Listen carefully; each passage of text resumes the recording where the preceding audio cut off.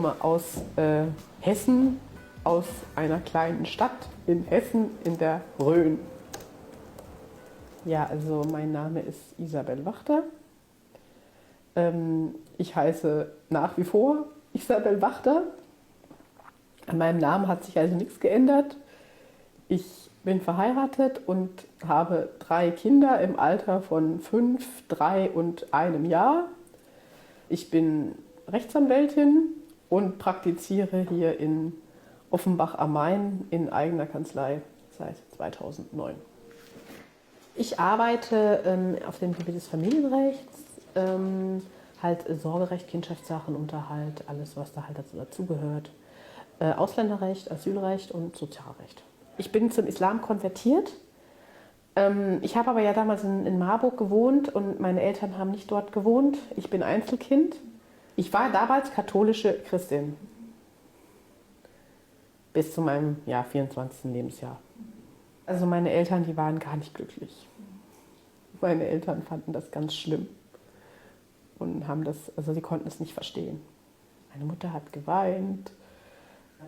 Mein Vater hat halt sehr enttäuscht reagiert. Aber die sind schon christlich geprägt. Auch verbunden mit eben diesem Hängen an Traditionen. Von daher habe ich das am Anfang nicht erzählt, weil ich erstmal mit mir selbst quasi klarkommen wollte und dieses Neue einfach erlernen wollte. Es ist ja schon ein großer Schritt, den man da gegangen ist. Und ich war sehr glücklich damals und ich wollte das einfach genießen am Anfang, ohne diesen ganzen Stress.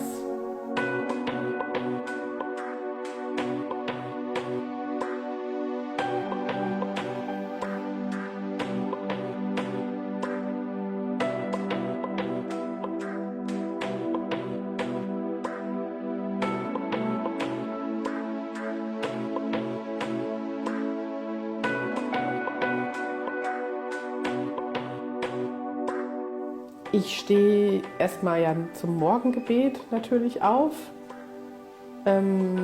zwischen 4 und 5 Uhr morgens. Danach lege ich mich nochmal hin. Und dann stehe ich dann meistens zwischen 8 und halb 9 auf. Und dann mache ich meine Tochter zum Kindergarten fertig.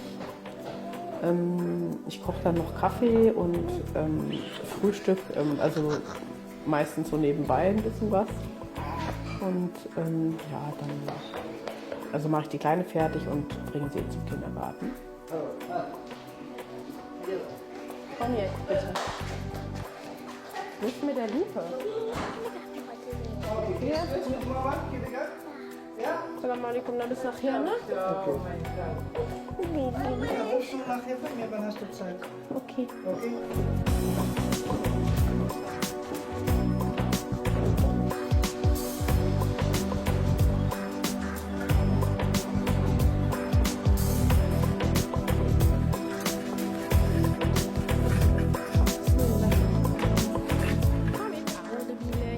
الشيطان الرجيم أعوذ بالله من الشيطان الرجيم بسم الله الرحمن الرحيم بسم الله الرحمن الرحيم قل هو الله أحد قل هو الله أحد ولم يكن له كفوا أحد ولم يكن له كفوا أحد ما شاء الله قل أعوذ برب الفلق قل أعوذ برب الفلق من شر ما خلق. Das ist ein integrativer Kindergarten, wo behinderte Kinder und normale Kinder zusammen betreut werden. Und der Träger ist die Behindertenhilfe Offenbach. Also der ist kein religiöser Kindergarten. Ja, wir gehen jeden Tag hier lang, oder?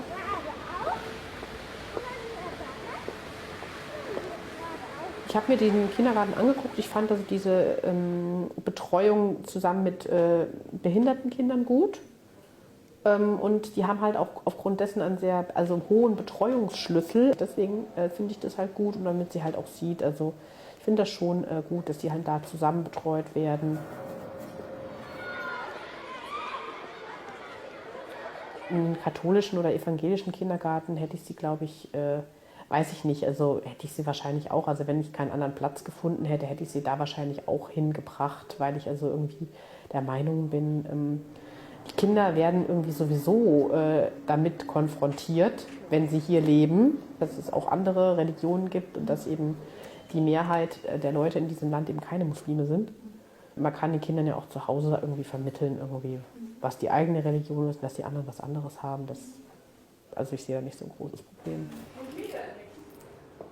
Und dann von da aus gehe ich dann direkt ins Büro. Da arbeite ich dann, je nachdem, eventuell, manchmal sitzen schon Mandanten da, wenn ich ankomme. Manchmal arbeite ich dann halt hier, mache Telefonate, Überweisungen.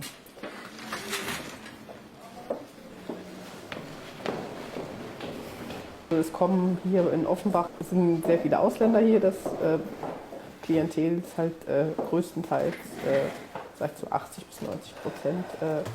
Leute mit Migrationshintergrund. Viele kommen dann spontan vorbei und haben keinen Termin, deswegen lässt sich sehr schwer planen, wie der Tagesablauf so ist. Meistens komme ich vor 2, 3 Uhr nicht zur Mittagspause. In der Mittagspause ruft mich oft die Sekretärin schon wieder an und sagt, es sitzen schon die Nächsten da. Isabel, assalamu alaikum. Wa alaikum salam.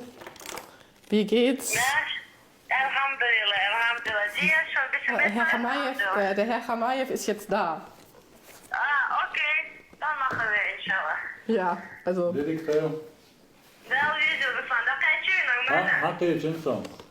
Elhamdülillah. Okun baş dokunmuşum da okun fitta diye. Isabel, ja, der fragt wegen den Dublin die Sache. Hast du was Neues? ich habe einen Brief gekriegt, dass die Frau soll zur Untersuchung durch einen Amtsarzt wegen der Frage, ob sie reisefähig ist. Da habe ich beantragt, dass jetzt nochmal bezüglich seiner Frau ein Abschiebungshindernis festgestellt wird, wegen der Krankheit. Ich gebe ihm das jetzt noch mal mit.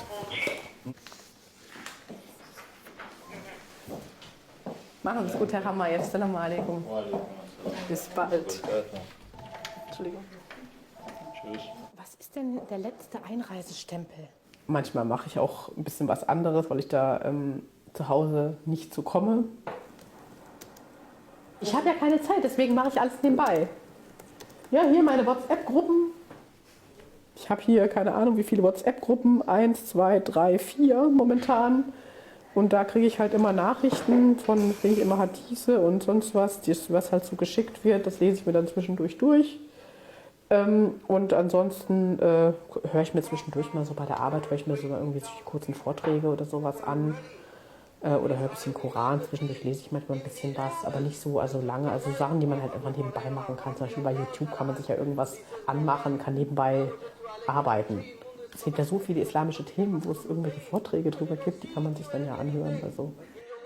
Ich überlege gerade, wie ich sie kennengelernt habe. Mein Mann ist zu Hause. Also er ist dann mit den 2 Kleinen zu Hause, während ich hier arbeite. Also er geht dann natürlich auch in die Stadt ab und zu mal, zwischendurch, wenn das Wetter schön ist.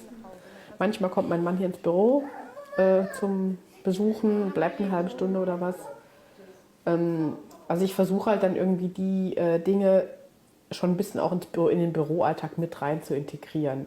Also ich komme halt dann meistens so zwischen 8:30 und 9 abends nach Hause und dann bringe ich die Kinder ins Bett. Ich bin in 2006 zum Islam konvertiert, in dem Sinne, dass ich die Schahada ausgesprochen habe. Ich habe mich davor ein paar Monate schon, also kann mich gar nicht mehr erinnern, wie lange das genau war. Also ich habe mich davor auf jeden Fall eine gewisse Zeit damit beschäftigt, aber es war nicht sehr lange. Also man kann eigentlich sagen, ich habe einmal den Koran durchgelesen und bin danach konvertiert. Also ich habe mir die erste Übersetzung des Koran bei einem Infostand von der Moschee in Marburg gekauft. Diese da. Diese da habe ich gelesen. Mich hat daran die Art berührt, wie gesprochen wird. Also für mich war klar, als ich den Koran gelesen habe, dass er nicht von einem Menschen geschrieben sein kann. Weil das Wissen, was sich im Koran befindet, in jeder Hinsicht es ist nicht menschlich. Man empfindet Ehrfurcht vor dem, also vor dem Inhalt und vor dem Autor dieses Buchs. Der Koran spricht jeden Menschen persönlich an. Und man hat das Gefühl, dass Gott mit einem persönlich spricht, wenn man es liest. Für mich war das sehr leicht zu lesen. Und also ich fand es sehr berührend und ja, also überzeugend. Alhamdulillah, ja. Also ich kann es schwer in Worte fassen. Also mich hat es im tiefsten Herzen getroffen. Ich habe nur noch geheult. Also ich konnte nicht mehr aufhören zu weinen. Es ist ein Gefühl, das ist unbeschreiblich und mit nichts anderem vergleichbar.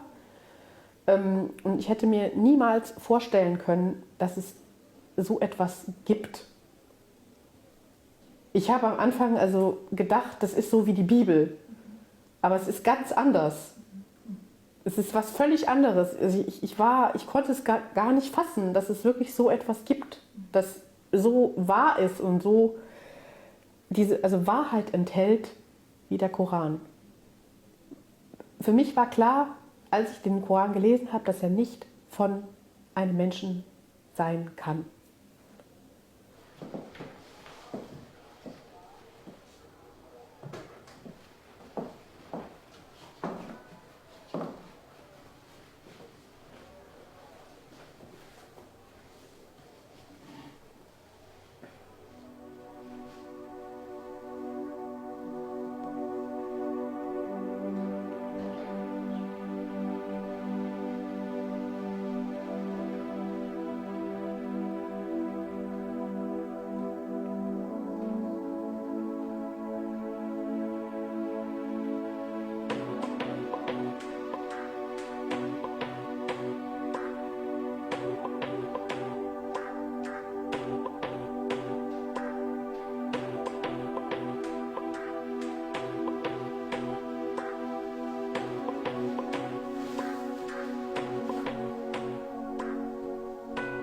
Die Frauen aus der Moschee waren mir wirklich eine sehr große Stütze.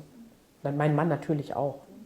Also das ist natürlich auch in schwierigen Zeiten.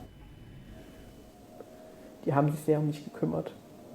Ich habe also wirklich nicht die Zeit, halt irgendwie so viele enge Bekanntschaften bzw. Kontakte halt zu pflegen. Deswegen beschränke ich mich halt lieber auf 2, 3, wo ich dann wirklich intensiven Kontakt mit habe. Das sind aber auch alles Muslimas und also auch alles deutsche Muslimas. Ja? Julia jetzt. Julia? Ja. Assalamu alaikum. Wie geht's dir?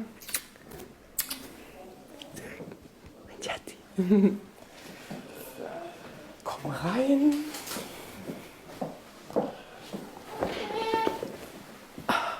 Schmeiß dich mal hier hin. Wie geht's dir? Alhamdulillah. Gut, ja. Alhamdulillah. Hast du viel Arbeit? Alhamdulillah, ja, geht schon. Geht schon. Immer so weiter. Es stört ihn nicht. Okay, aber dann machen wir mal Wiki. Bismillah.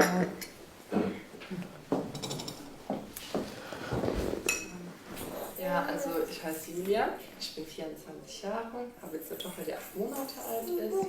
Bin jetzt zurzeit noch in Elternzeit zu Hause und kennengelernt habe ich sie durch eine Freundin. Da war ich nämlich mit ihr im Park mit so einem Spielplatz und die Freundin von mir, die ist mit einem Tunesier verheiratet, genauso wie ich. Und dann haben wir halt uns ganz mal unterhalten und dann kam sie und hat gemeint, sie hat einen algerischen Mann und Tunesien liegt ja neben Algerien. Und dann sind wir halt ins Gespräch gekommen und dadurch haben wir uns dann unterhalten. Dann haben wir uns öfter auf der Straße gesehen, weil wir eine Straße voneinander entfernt wohnen und uns nie irgendwie gesehen haben. Und dann hat man sich öfters gesehen, dann haben wir geredet und dann halt ab und zu mal getroffen. Ja, und mittlerweile kennen wir uns jetzt fast 2 Jahre und dann komme ich sie ab und zu mal hier besuchen oder sie kommt zu mir oder ich zu ihr nach Hause. Also im Herbst. Man ist halt echt so immer irgendwie füreinander da. ich habe die Julia lieb. Das ist, also, da kann ich so, also, das ist ganz anders als also andere Freundschaften. Also, man ist richtig so nah zusammen. Also, man ist richtig so wie Geschwister. Also, für mich sie ist wie meine Schwester. Meinen Mann habe ich kennengelernt in einem Café in Marburg. Damals, als wir uns kennengelernt haben, war ich noch nicht konvertiert, aber wir waren ja auch damals gar nicht zusammen. Also ich kannte ihn schon länger vorher aus der Ferne. Also ich hatte ihn irgendwie immer so nebenbei gesehen und kennengelernt, aber also aufgrund des Altersunterschieds zwischen uns war ich immer irgendwie der Meinung, er ist schon vergeben.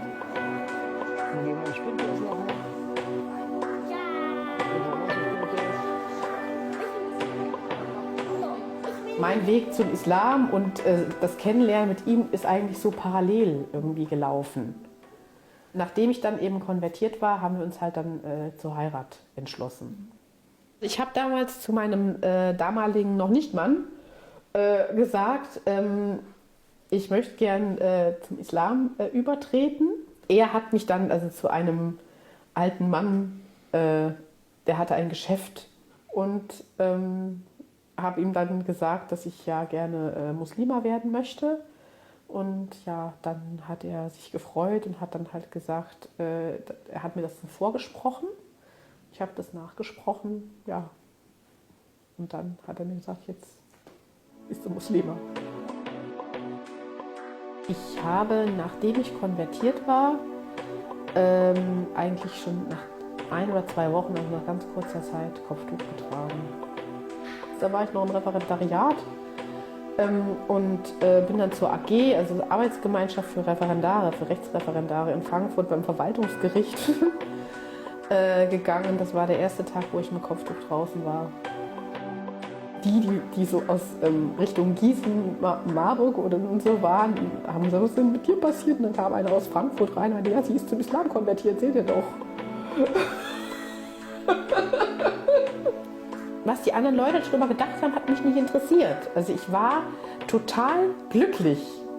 Ich habe mir dann auch direkt ganz viele Kopftücher in ganz vielen verschiedenen Farben gekauft.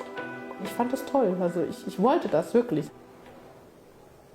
Was der Staat oder hier die Gesellschaft von einem erwarten kann, ist, dass man sich an die Gesetze hält, dass man ehrlich zu den Leuten ist, dass man seine Steuern zahlt, dass man allgemein versucht, ein nützliches Mitglied dieser Gesellschaft zu sein. Das ist das, was alle erwarten können von einem. Was man nicht erwarten kann, ist, dass man sich assimiliert. Also es kann hier keiner von mir erwarten, dass ich mich jetzt kleide wie alle anderen oder deswegen Alkohol trinke, weil alle anderen Alkohol trinken oder rauche, weil alle anderen rauchen. Also das ist für mich nichts, was man von einem Menschen erwarten kann. Ich habe das Recht, auch aufgrund meiner religiösen Überzeugung anders zu leben. Ja, also das war sehr schwierig. Die Jobsuche hat sich sehr schwierig gestaltet mit Kopftuch. Ich hatte mich also verschiedentlichst beworben, dabei auch in Berufen und Tätigkeitsbereichen, die eigentlich unter meiner Qualifikation waren. Also ich war damals bereit, ich wäre auch bereit gewesen, als Sekretärin zu arbeiten. Nur halt, um das Kopftuch nicht ablegen zu müssen. Aber ich habe nichts gefunden. Also es war schwer. Also natürlich, wenn ich damals einen muslimischen Chef irgendwie gefunden hätte, der mich so eingestellt hätte, dann sicherlich wäre ich den Schritt in die Selbstständigkeit nicht gegangen. Ich habe jetzt auch von anderen Seiten schon gehört, dass es wohl auch solche Stellen geben soll, wo es da kein Problem ist. In Frankfurt, in größeren Kanzleien, habe ich jetzt schon gehört. Aber ich habe damals sowas eben nicht gefunden. Ich wollte einfach frei sein. Also in meiner Religionsausübung mein eigenes Büro und einfach dann selber entscheiden können, wann ich wo bete und ob ich mit was ich zur Arbeit erscheine, mit Kopftuch oder mit Abaya. Geht ja keinem was an.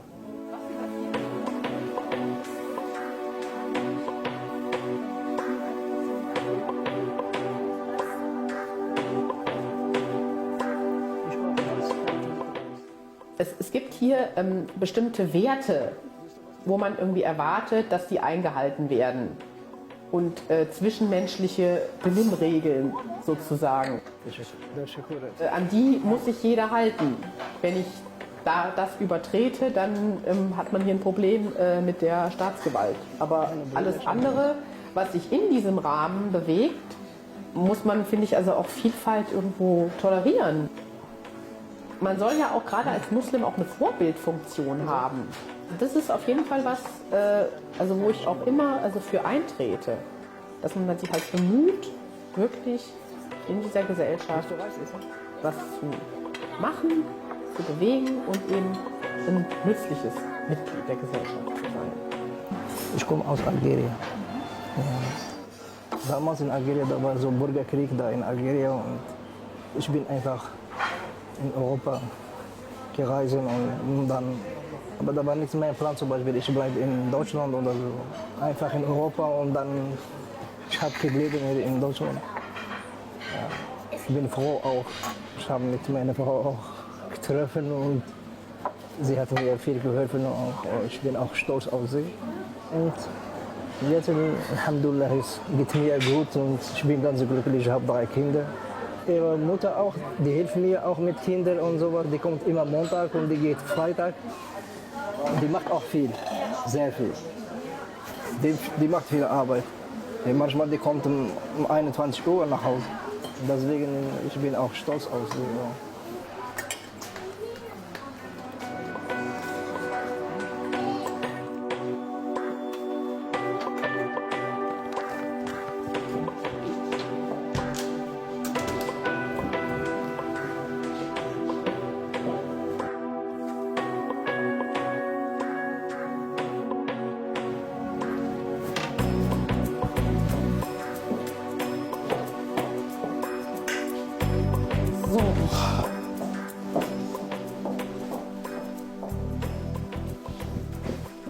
Also, dann erzählen Sie mal, warum Sie hier sind. Ja, wir wollen das Video machen.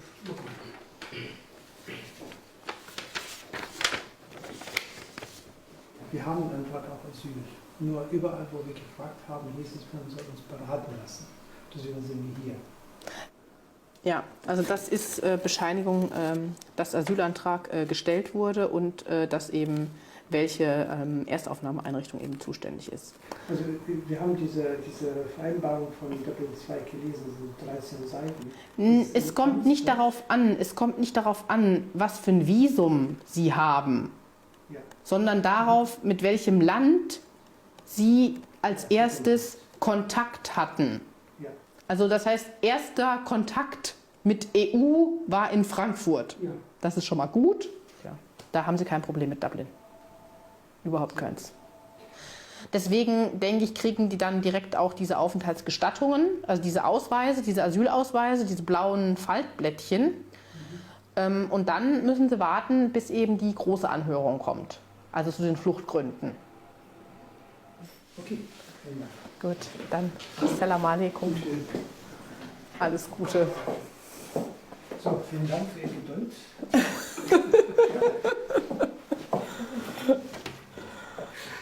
Dankeschön. Tschüss. Assalamu alaikum. Assalamu alaikum.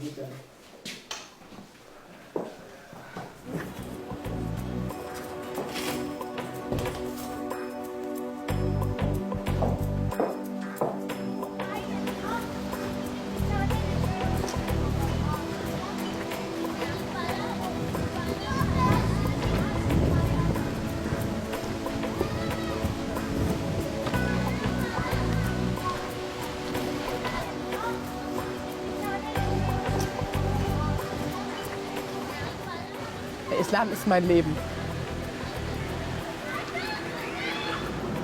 Einer der wichtigsten Verse des Koran ist ja Inna din Allah il Islam. Die Religion bei Allah ist der Islam. Und